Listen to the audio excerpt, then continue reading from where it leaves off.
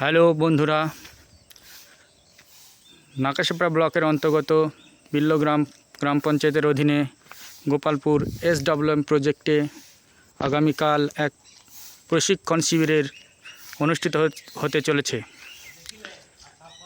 এখানে নাকাশিপাড়ার অন্তর্গত 15টি পঞ্চায়েতের SWM ওয়ার্কারদের নিয়ে জেলার আধিকারিকগণ এবং নাকাশিপাড়ার বিডিও সাহেব ওয়ার্কারদের হাতে কলমে প্রশিক্ষণের একটা আয়োজন করেছেন। এই সলিড ওয়েস্ট ম্যানেজমেন্টে খুবই কার্যকরী একটা বিষয়।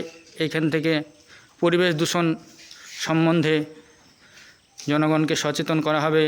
প্লাস্টিক বর্জন করার বিষয়ে সকলকে একত্রিত করতে হবে। প্লাস্টিকের বিকল্প হিসাবে বিভিন্ন যে সমস্ত পচনশীল দ্রব্য আছে সেগুলোকে ব্যবহার করার দিকে মানুষকে নজর দিতে হবে। না হলে এক সময় আসবে পৃথিবীতে শুধু প্লাস্টিকেই ভরে যাবে। যেহেতু প্লাস্টিক অপচনশীল এবং দীর্ঘমেয়াদী, এর ক্ষয় হয় না কখনোই। তাই সকলকে এই বিষয়ে একটু নজর দিতে হবে এবং সকলকে সচেতন হতে হবে। প্লাস্টিক যে একটা কী ক্ষতির জিনিস সেটা মানুষ একটা সময় আসবে টের পাবে।